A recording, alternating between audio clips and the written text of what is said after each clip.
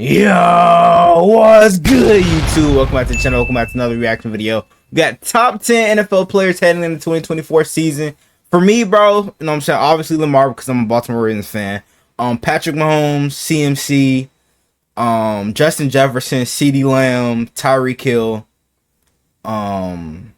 Let's see.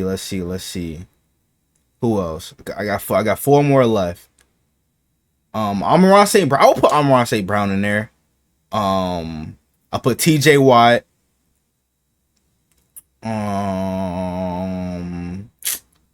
Who else? I put Myles Garrett, since he just won Defensive Player of the Year, which TJ Watt got snubbed, by the way. And then I'll put Michael Parsons at 10. That's my top 10 list. The NFL Let's check this is home to out. some of the greatest talents in the entire world. So in today's video, I want to talk about the 10 best players in the NFL. So before I get into my top 10 ranking, I want to hand out 4 honorable mentions. Those names are going to be CeeDee Lamb, Max Crosby, Nick Bosa, and Chris Jones. So CeeDee Lamb is not in this list? What the fuck?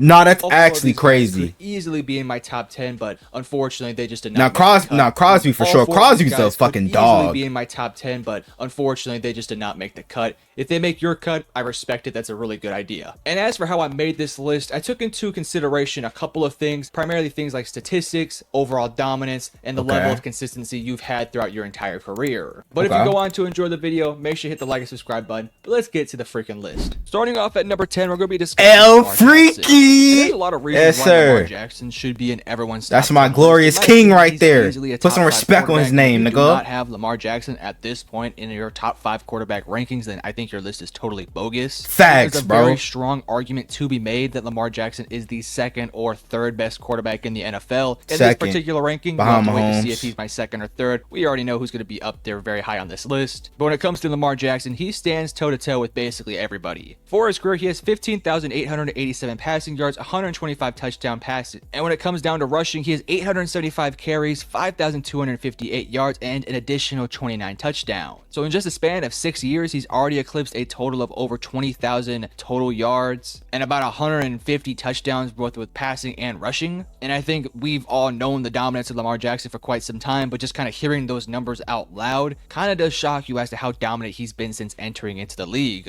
We're talking about a guy who in only 6 years has already eclipsed 2 MVPs, over 20,000 yards total. And this year I'm calling now. He's getting his first ring, bro. 150 he's getting his first ring. Ridiculous stuff. And I feel like last year was sort of the ceremonious season that he needed. This was sort of like the crowning of how good Lamar Jackson really is. I feel like we consistently underrate him just because of some disappointing playoff performances, but I think in general he's performed pretty well in the playoffs, and I think it's time we give him some respect. However, coming in at number 9, I'm going to be discussing Josh Allen, the Buffalo Bills quarterback. Now I was going to put Josh Allen in my top 10 for sure.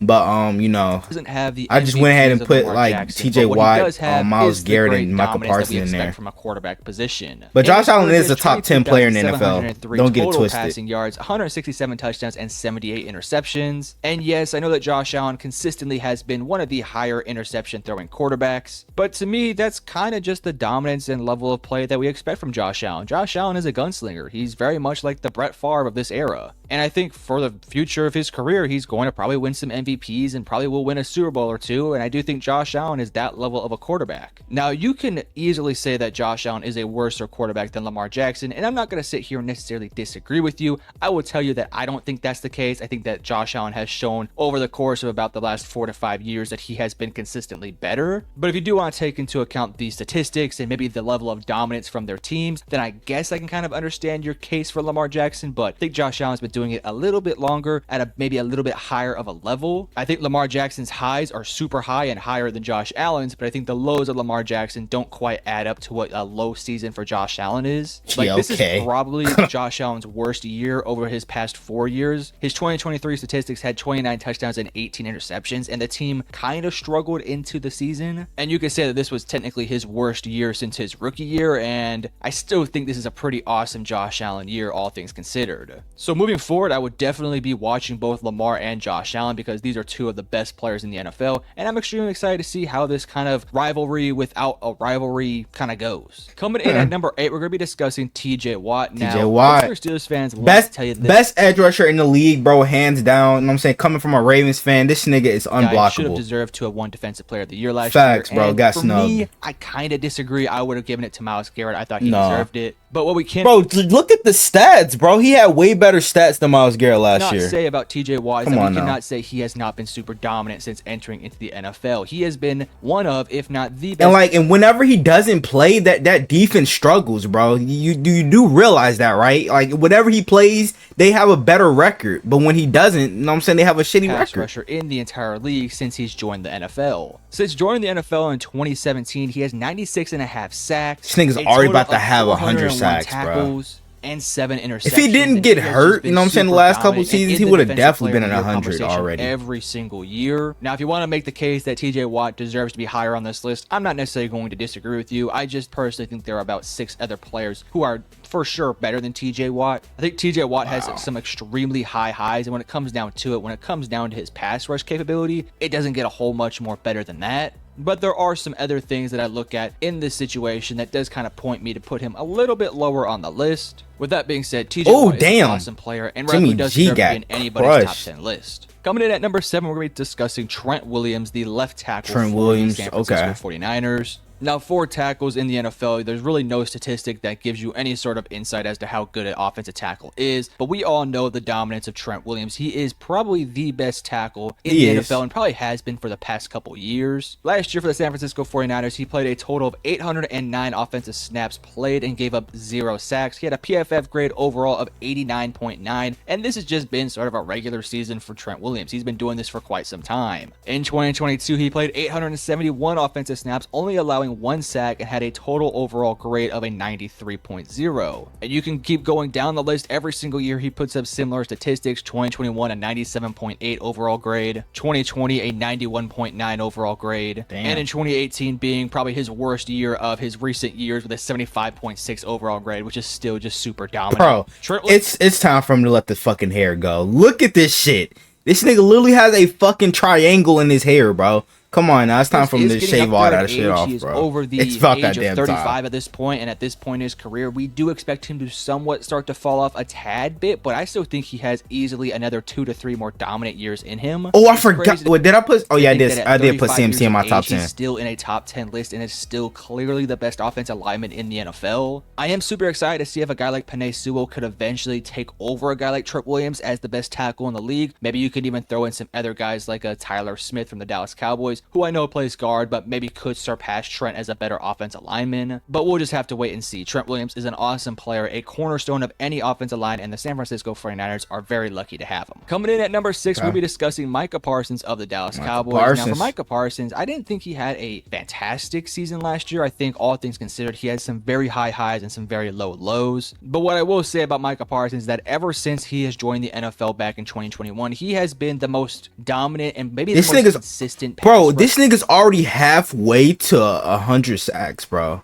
Like, I would not be surprised in like the next like 4 or 5 seasons he'll be there. 213 combined tackles, and when it comes down to it, this guy is ridiculously dominant. Every single team has to basically send 2 to 3 offensive linemen at him just to keep him at bay. He has pass rush moves for days. He is a freak athlete, and I do think moving forward he will win some defensive player of the years for sure. Now, if you want to make the case that TJ Watt is a better pass rusher than Micah Parsons, I easily think you can make the case because the stats don't lie. But when you look at all of like the advanced stats and the double team rates and all these other crazy statistics, not to mention I think Micah Parsons is a better run stuffer than TJ Watt, then I think it does lead you to the fact that Micah is a better player. Again, I didn't think Micah Parsons took the big step forward that I was somewhat expecting him to take in 2023. He only had 14 sacks last season, and I say only like that's a small number, but he only had 14 sacks in comparison to 2022 when he had 13 and a half. But I think every single year he's getting slightly better and better, and I do think eventually we're going to start to see him take even bigger steps to where maybe he he could be in the consideration as a top player in the league, at least like a top 5 player. But as of right now, the 25-year-old outside linebacker, edge rusher, whatever you want to call him, currently sits at number 6 on my list, and I do think moving forward he's going to move higher and higher and higher on these lists. Okay. Coming in at number 5, we're going to be discussing Tyreek Hill of the Miami Dolphins. Now, Tyreek Hill has kind of an interesting story throughout his career. He started off with the Kansas City Chiefs, where he was thought of as sort of just a gadget guy until they sort of realized that, hey, this guy is legitimately awesome. And ever since he has joined the Miami Dolphins, he has done nothing short of just blossom into being one of, if not the best player in the entire league. Last year, he had 119 receptions for 1,799 yards and 13 touchdowns. In 2022, which was his first year with the Miami Dolphins. Damn, he had back-to-back seasons with over 1,700 yards?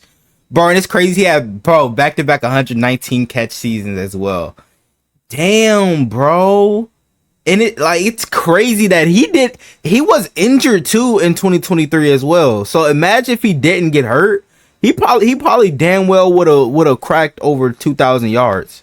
Also had 119 receptions for 1,710 receiving yards and 7 touchdowns, and he has just been one of those freak athletes that has just taken over the league. In his 8-year career, he has 10,139 receiving yards, 76 touchdowns, and 717 receptions. And I think moving forward, this is a guy who you can build your offense around. You know what you're going to get from Tyreek Hill. He, in my opinion, is one of, if not the best receivers in the league, and I do think moving forward, he's going to continue to be that guy. Coming in at number 4, we're going to be discussing Myles Garrett of the Cleveland Browns. Now, I think Myles Garrett had a spectacular season in 2023. Yeah, Myles Garrett's a fucking freak, sacks, bro. Combined tackles, and that has just sort of been the norm for Myles Garrett. I'll be honest with you, I think there have been better seasons. I really hate that we got, in the AFC North, bro, we got to go against 2 of the best edge rushers in the league twice a year, bro. That's just crazy. I think it was kind of funny that last year he won Defensive Player of the Year in what I kind of felt like wasn't his greatest year. But similar to Micah Parsons, the advanced stats really do point to Myles Garrett being a better player than a guy like a TJ Watt. Through his 7-year career, he has 305 combined tackles, 88.5 sacks, and unfortunately 0 interceptions. Bro, TJ Watt has more career sacks than Myles Garrett too. Myles Garrett is a traditional defensive end, so unlike a TJ Watt who does go out in coverage sometimes, Myles Garrett is not going to be out there in coverage. He is a straight up pass rush phenom, and I also do think he's pretty solid in run stuffing as well. Again, I think you have to look at the advanced stats to really just point as to why Myles Garrett is a better player than a guy like a TJ Watt or Micah Parsons. We're talking about level of dominance on the field,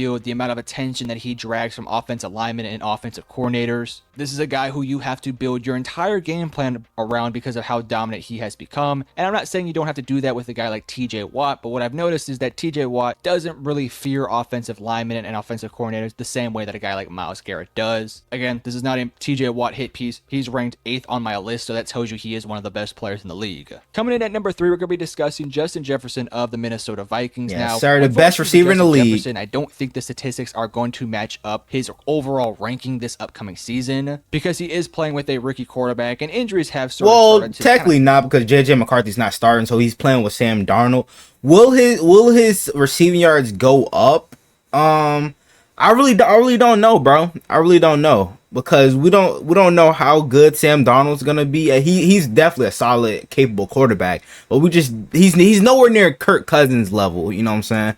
But maybe Jefferson may make him better. Through his 4 years in the NFL, he has eclipsed 392 receptions for 5,899 receiving yards and 30 touchdowns. And his most dominant year of his career was probably in 2022 when he had over 1,800 receiving yards and 8 touchdowns. And I do fully expect Justin Jefferson to continue to build onto his resume moving forward. Again, we do have some concerns with who the quarterback is. I do believe in JJ McCarthy, but at this point, he's a rookie quarterback, so it's really hard to tell what you're going to be able to get from him. But I do think moving forward, like if JJ McCarthy can turn into a guy who maybe could get over 3,000 passing yards in his rookie season, we're talking about a guy in Justin Jefferson who could easily surpass another easy 1,200 receiving yards. Justin Jefferson, in my opinion, is the most talented and most gifted receiver we currently have in the league. He should still get over 1,000 yards receiving regardless. On my list is just ridiculous. Next up, we're going to be talking about Christian McCaffrey at CMC. Now, Christian McCaffrey has been in the league for quite some time. He is 28 years of age, which is typically when you start to see running backs sort of fall off a tad bit. And even though between 2020 to 2022, he really struggled with injuries. He's the LaDainian Tomlinson of this era, bro. Experience of what Christian McCaffrey can be. In 2023, he had 272 carries for 1,459 yards, 14 touchdowns. And when it comes down to passing, he had 67 receptions for 564 yards and an additional 7 touchdowns. So in one season, he combined for over 21 touchdowns and almost 2,000 combined overall yards. It was exactly 2,023 yards. The player in the running back position. I think. Bro, I sound like a fucking nerd saying that shit. Oh my gosh.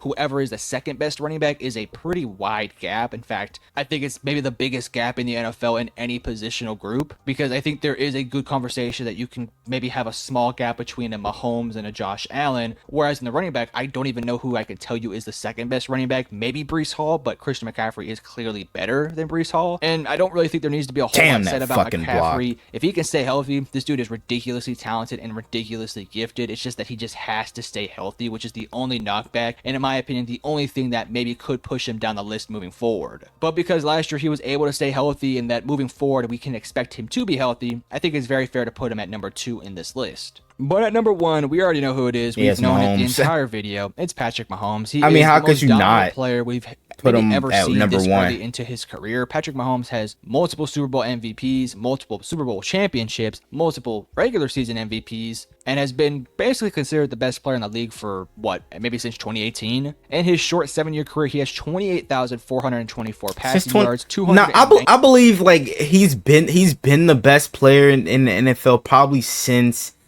I'll say 2020 because, you know what I'm saying, 2018 he did win the MVP, but then Lamar, you know what I'm saying, really took over in 2019 and became the best player.